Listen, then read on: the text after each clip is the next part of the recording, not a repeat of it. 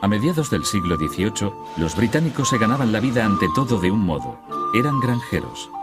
La mayoría de la gente pasaba sus días trabajando la tierra como siempre habían hecho. Sin embargo, Inglaterra estaba a punto de sufrir el cambio más profundo de su historia. Un cambio que nos afectaría y supondría un reto para todos. En un espacio de solo 60 años, Inglaterra experimentaría una revolución. Una revolución que sacaría al trabajador del campo y lo llevaría a la ciudad.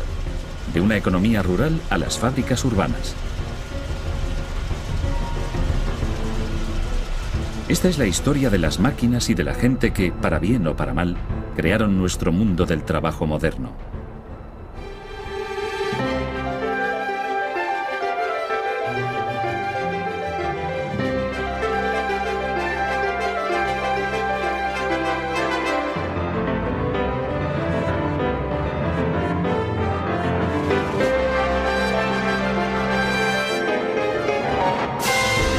¿Qué hizo la revolución industrial por nosotros?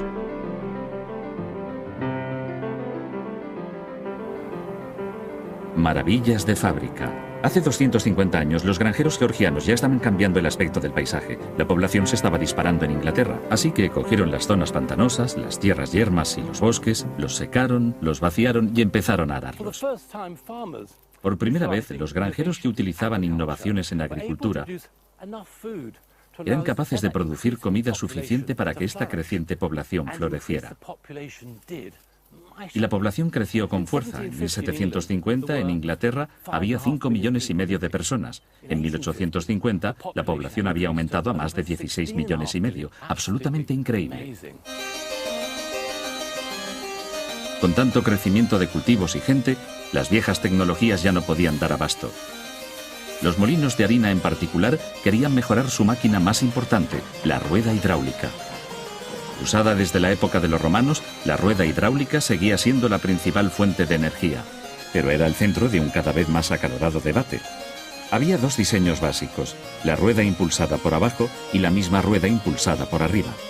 Unos pretendían que la rueda impulsada por abajo era 6 veces más eficiente que la rueda impulsada por arriba. Otros insistían en que la rueda impulsada por arriba era 10 veces mejor. En 1752, un constructor de instrumentos científicos, John Smeaton, se atrevió a intentar resolver el asunto con la ciencia. A los 27 años, Smeaton recibió el encargo de construir un molino de agua. Era todo un acontecimiento porque él nunca había construido uno antes.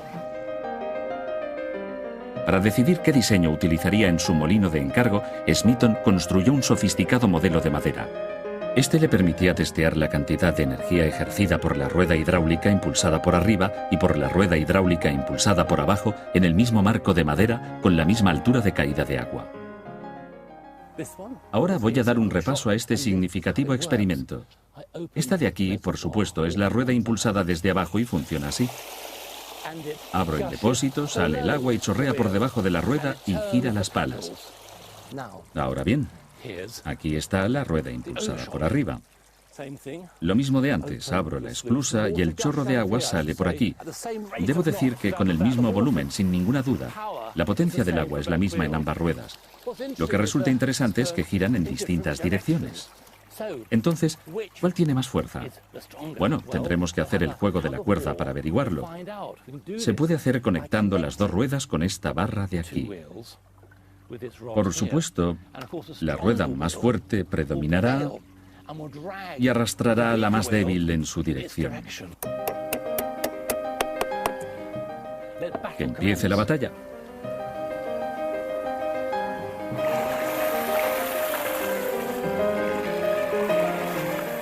La rueda hidráulica impulsada por arriba va en la dirección que debería ir y arrastra a la rueda impulsada por abajo con ella.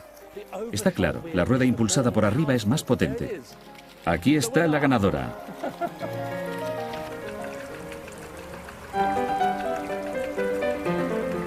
Smeaton mostró con su experimento que la rueda impulsada por arriba es aproximadamente el doble de eficaz que la rueda impulsada por abajo. La clave es la gravedad. La energía de la rueda impulsada por arriba es mayor porque cae desde arriba. No queriendo precipitarse en sus conclusiones, Smeaton tardó 6 años en publicar sus hallazgos. Los detalles de su análisis me han dejado un poco desconcertado, pero asombró a sus coetáneos. Con esta prueba científica y el análisis del resultado, Smeaton presentó un argumento sólido sobre la eficacia de máquinas que otros podrían continuar. Smeaton realmente había puesto los cimientos para la moderna profesión de la ingeniería civil. En manos de otro hombre, Richard Arkwright, la revolución daría el próximo paso crucial. Arkwright tenía una máquina totalmente nueva que funcionaba con la rueda hidráulica impulsada por arriba de Smeaton.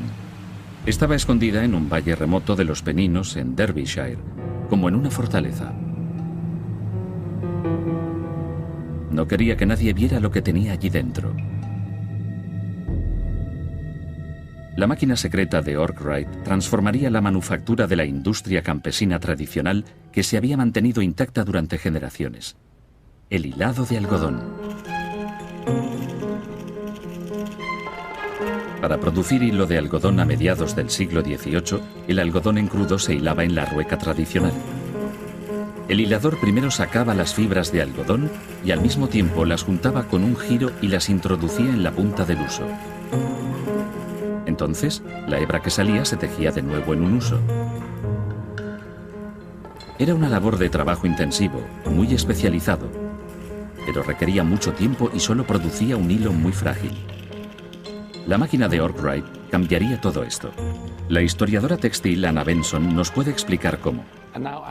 Y ahora, Anna, aquí hay algo bastante diferente, una máquina que revolucionó la producción de hilo, el marco giratorio movido por agua de Arkwright, una cosa maravillosa. Anna, ¿puedes contarme cómo funciona este marco giratorio movido por agua? Quiero decir, lo que veo aquí es casi igual que el algodón natural que tenías allí en la mano, ¿verdad? En esta máquina, todos los procesos que he hecho en la rueda grande se hacen al mismo tiempo. Así que ponemos este algodón aquí detrás y estos rodillos están ajustados para ir a diferentes velocidades.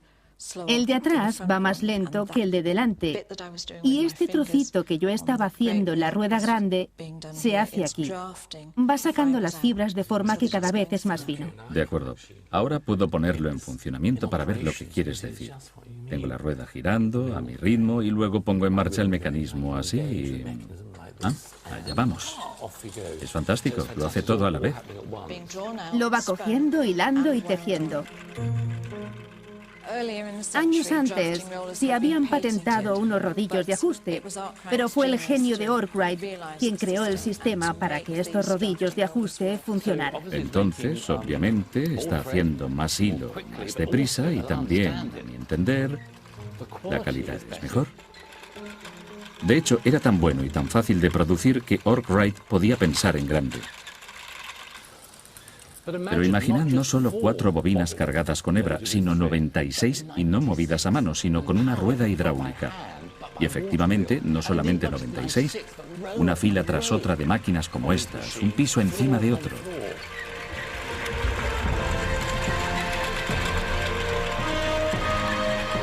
Un sueño como este implicaba un tipo de edificio totalmente nuevo. Era la catedral de la revolución industrial, una fábrica. El prototipo de molino de hilado de algodón de Arkwright fue el primero de su clase en el mundo y el iniciador del sistema de trabajo en fábrica. Un sistema en busca de mano de obra. Cromford Mill necesitaba más mano de obra de la que podía encontrar en el pueblo, así que Arkwright puso anuncios para que los trabajadores vinieran de muy lejos. Pero él buscaba un tipo de trabajador en particular. Dado que el marco giratorio movido por agua había convertido ese trabajo de habilidad en un sencillo juego de niños, Arkwright necesitaba principalmente mano de obra no cualificada. Puso anuncios para familias, de forma que tendría como empleados en su molino, por muy poco, a mujeres y niños. Para darles alojamiento, la primera ciudad molino crecería junto al molino. Arkwright hizo una iglesia, un bar, un mercado e incluso una escuela. Pero quizás el mayor incentivo para atraer a que vinieran familias de otras zonas era el buen estado de las viviendas. Durante los años 1770, Arkwright construyó estas casas en North Street para su mano de obra. Son realmente bastante alucinantes. Comparado con la vivienda media de la clase obrera en la época, esto es realmente algo muy especial. La gente que haya vivido aquí, los pobres o incluso muy pobres, urbanos o rurales, habrán estado realmente fascinados por este alojamiento palaciego. Esto tuvo que haber sido un gran incentivo para trabajar en el molino. ¿Y cómo trabajaban? De día y de noche.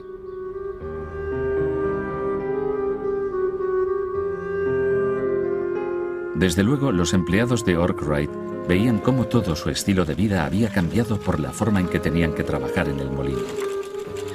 Para sacar provecho de su inversión, Arkwright dirigió esta fábrica de Cromford para que funcionara las 24 horas.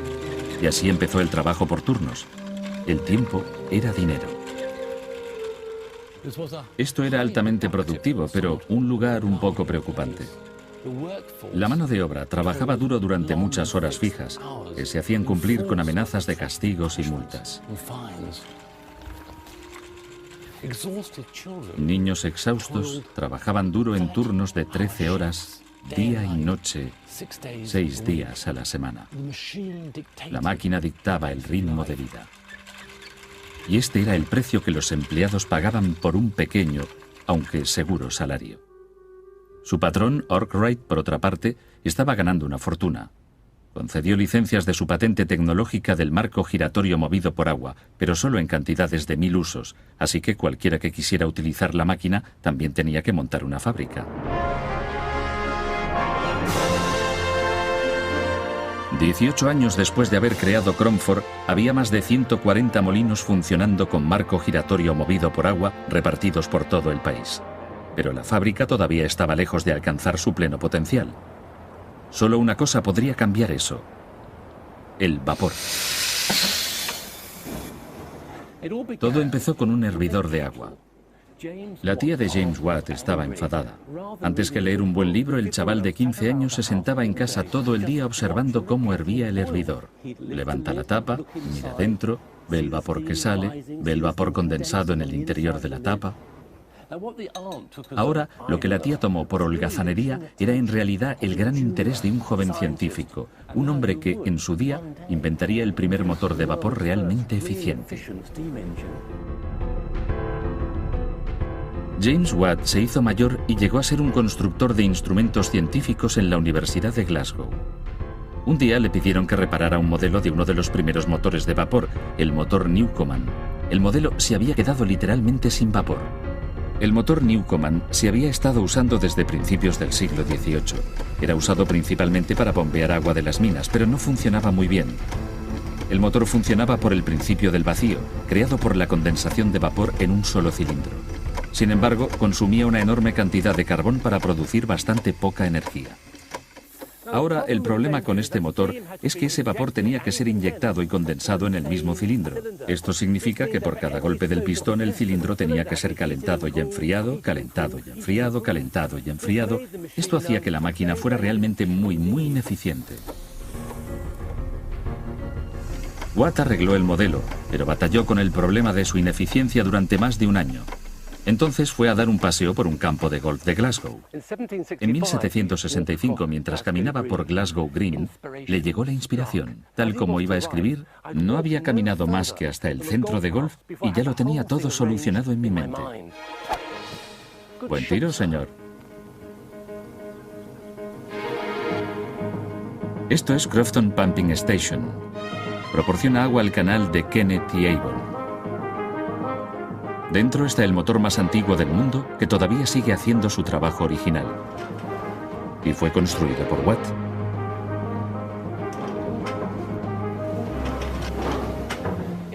En el motor Newcomen, el vapor era inyectado y condensado en el mismo cilindro, haciendo que fuera realmente poco eficiente. Este hombre, Watt, tuvo una sencilla, ingeniosa idea, un verdadero salto adelante. En su motor, el proceso de enfriado estaba separado del cilindro. Y aquí tenemos este condensador, aquí abajo, algo maravilloso, lo cual significa que el cilindro de arriba permanecía caliente todo el tiempo. El vapor del hervidor entra por el cilindro de la parte superior, empujando hacia abajo al pistón de dentro. Al final del recorrido, la presión del cilindro es ecualizada, y el peso natural de la barra de la bomba tira del pistón hacia su posición inicial. Mientras sube, una válvula libera el vapor dentro del fondo del cilindro. Con cada golpe descendente, este vapor es recogido en el condensador separado donde queda condensado. Este proceso crea un vacío que hace bajar el pistón cuando el vapor de arriba lo empuja hacia abajo. Este increíblemente eficiente uso del vapor significa que el motor de Watt consume menos de la tercera parte del carbón utilizado por el motor Newcomen. Es también 2 veces más potente.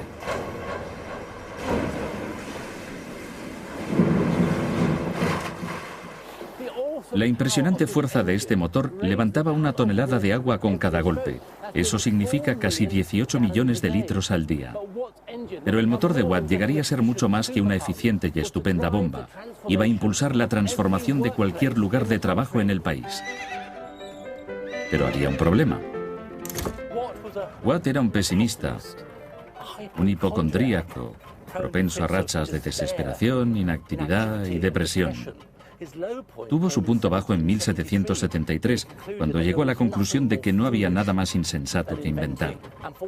Y por una vez, su depresión era justificada, porque al cabo de 8 años de trabajo duro con su motor de vapor, su socio quebró.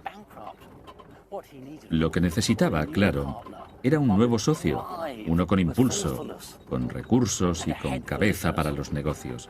Aparece Matthew Boulton. Boulton era un dinámico fabricante de Birmingham que cuando conoció a Watt vio los diseños para el motor de vapor e inmediatamente se dio cuenta de su potencial como negocio. Boulton, con su dinero en efectivo, sus artesanos y su confianza, emprendió esta nueva y gran idea y la organizó.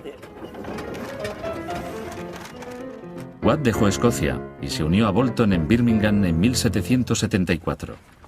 Asociados, estos 2 hombres iban a ser, como veréis, gigantes de la revolución industrial. En 5 años, después de mejorar sus prototipos, captaron el mercado de motores de vapor para bombear agua de las minas de estaño, cobre y plomo. Pero Boulton tenía mayores ambiciones.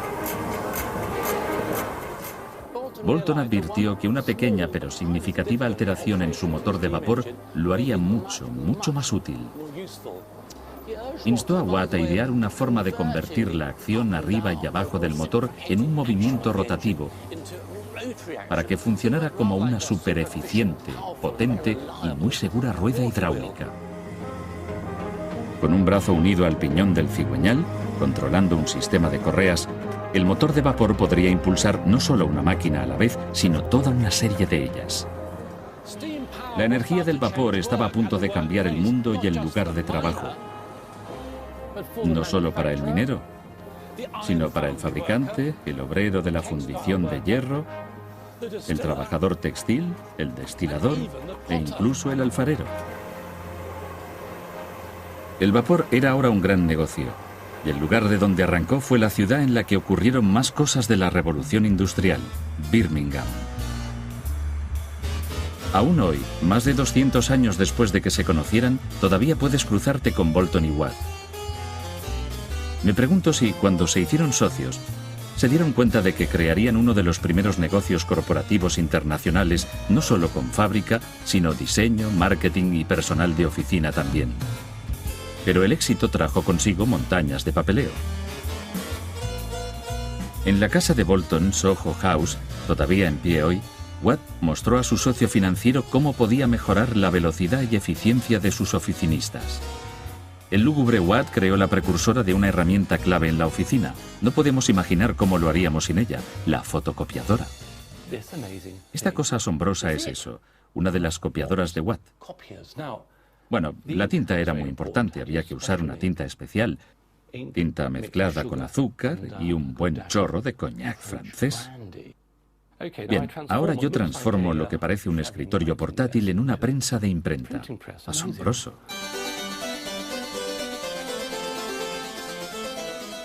Bueno, ahora voy a hacer una copia de mi carta. Watt me da estas instrucciones. Cubra la carta escrita con tinta especial con una hoja de papel copiativo cuidadosamente humedecida y coloque ambas entre 2 trozos de cartulina. Luego, enganche la manivela al rodillo, inserte la carta intercalada en el cartón y finalmente pase la prensa por encima 2 veces. Vamos a ver. Cielos, asombroso. Una copia, no muy limpia quizás, pero puede ser que yo no haya puesto muy bien la tinta o el tipo de humedad adecuada en el papel. Pero de todas formas, una muy buena copia. Y bueno, aquí está. Mr. Watt lo hizo, inventó la primera máquina copiadora. La prensa copiadora de cartas era sencillamente un éxito de ventas. La fábrica de Bolton en Birmingham era un productor consolidado de una gran variedad de artículos. Su único argumento de venta era su soberbio y constante nivel de calidad. Objetos de plata asombrosamente bellos, hebillas, medallas, joyas y, sobre todo, botones.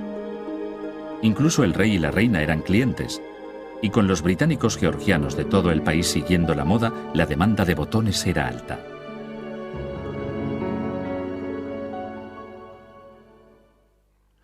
Para hacer frente a esa demanda, Bolton tuvo que desarrollar todo el potencial de una nueva técnica de gestión, la división del trabajo. La mano de obra estaba a punto de conocer la producción en cadena.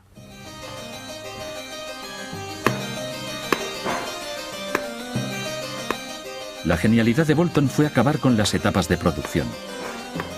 Uno que visitara su fábrica veía cómo, en lugar de emplear una sola mano para producir un botón, trabajadores con habilidad y sin ella realizaban diferentes partes del proceso, ya sea redondear, estampar, cortar, grabar o dorar.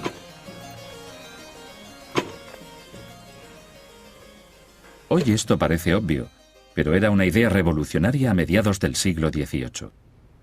El economista más famoso de su época, Adam Smith, describía en su obra La riqueza de las naciones cómo la producción de un alfiler era industrializada por la división del trabajo. Adam Smith se fijó en que la fabricación de un humilde alfiler se puede dividir en 18 etapas distintas de variada dificultad y complejidad. Por ejemplo, sacar el alambre, estirar el alambre, añadir la cabeza del alfiler, bastante complicado seguro, una cosa tan diminuta, y luego, claro, el afilado del alfiler. Ahora Smith advirtió que si participaban 10 personas en la producción de alfileres, siendo cada una responsable de una etapa diferente de fabricación, entonces en un día se podían hacer 48.000 alfileres, una media de 4.800 alfileres por persona. Por otra parte, si una sola persona intentaba hacer un alfiler realizando todas las 18 etapas diferentes, entonces tendría suerte si hacía 20 alfileres al día. Más, mejor y con menor esfuerzo y coste. Esto era una empresa de consultoría estilo siglo XVIII. Esta fábrica de botones en Birmingham, que es el origen de la época de Bolton, todavía trabaja mucho. Aquí podemos ver cómo cada etapa la realiza una mano diferente. Y todavía hoy esta es la forma más económica de producir las cosas. Con la energía de vapor y una mano de obra organizada dirigiéndola, la revolución industrial era imparable. A principios del siglo XIX, la minería, la ingeniería y la fabricación avanzaban literalmente a todo vapor, dejando atrás a la vieja economía agrícola.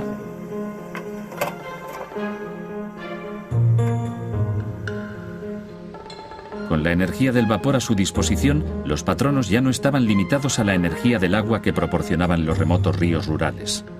Podían estar en cualquier parte. Y con una fábrica tras otra, se fueron extendiendo en las nuevas ciudades industriales. Esto era el progreso, pero para muchos tenía una cara oscura y satánica. La industrialización tuvo lugar con muy poca intervención por parte del gobierno. Los industrialistas, los patronos, podían, en su búsqueda de amplios beneficios, hacer realmente lo que quisieran. No hubo leyes efectivas para proteger los derechos de los trabajadores hasta los años 1840, y los sindicatos, bueno, eran prácticamente inexistentes.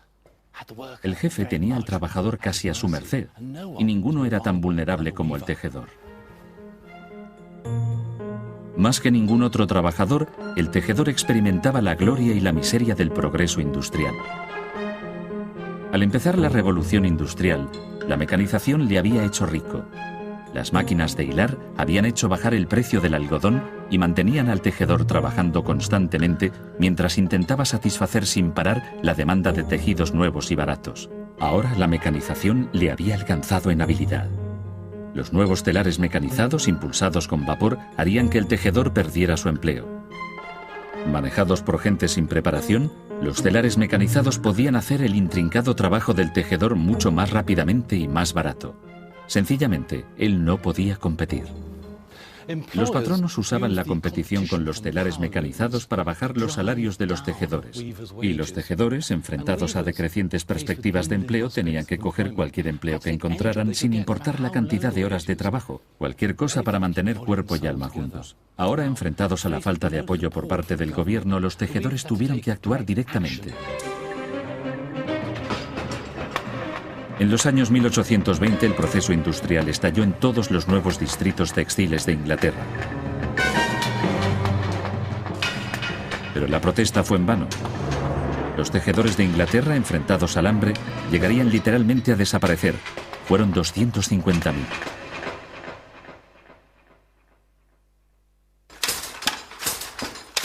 Un telar especial que no solo revolucionaría el mundo del tejedor, sino que pondría en marcha la revolución tecnológica de hoy, el telar Jacquard. Un francés, Joseph-Marie Jacquard, inventó su telar en 1801 para tejer telas con estampados de moda. Lo ingenioso era que los estampados se podían tejer automáticamente. Un estampado se hace al pasar la trama. Un hilo de color que corre a través del telar por el espacio entre los hilos tensos de la urdimbre que van de la parte de delante del telar a la de atrás. El estampado que sale depende de si la trama pasa por encima de los hilos de la urdimbre o por debajo. Para que eso ocurra, algunos hilos de la urdimbre se levantan, mientras que otros se quedan en su sitio. He venido a Paradise Mill, en Macclesfield, para que nos lo cuente una tejedora, Sarah Lees. ¿Cómo sabe el telar qué hilos de la urdimbre hay que levantar, cuáles hay que dejar en su sitio y en qué orden? Bueno, todo está controlado por el Jacquard desde arriba y con sus tarjetas perforadas que le dicen cuáles quieren dejar o coger.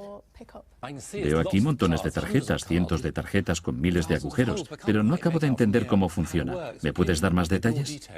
Tengo un modelo para mostrárselo claramente. ¿Quiere verlo? Estupendo, déjame verlo. Sí, claro. Sí, por favor. Todo depende de estas tarjetas de aquí. Estas tarjetas están presentadas a estas agujas con resorte. ¿Puedo tocarlo? Sí, claro. Están bastante afiladas. Muy bien, aquí están. Las agujas están aquí, se meten en los agujeros. Sí, y estas van, a su vez, presentadas a estos ganchos. ¿Y entonces controlan los hilos de la urdimbre por debajo? Si hay un agujero en la tarjeta, la aguja pasa a través de ella y el gancho se queda encima del plegador, que se levanta. Entonces, si hay un agujero, el hilo de la urdimbre se levantaría, mientras que si hay una parte sólida, el gancho es empujado fuera del plegador y el hilo de la urdimbre se queda abajo. Si muevo el pedal, se puede ver como cada vez coge hilos diferentes. Increíble. Así que estas tarjetas son básicamente el código para el estampado en el tejido. Sí. Esto parece algo muy innovador. Lo era. No solo controlaba el Jacquard, sino que más tarde esto condujo a los primeros programas de ordenador. Así que los mismos códigos del sistema binario se usaron para programar el telar Jacquard. Los agujeros y espacios y un trozo de tarjeta se aplicaron más tarde para programar los primeros ordenadores. Así, en este sentido, se puede decir que la tecnología del mundo moderno de la información empezó aquí, con el telar Jacquard.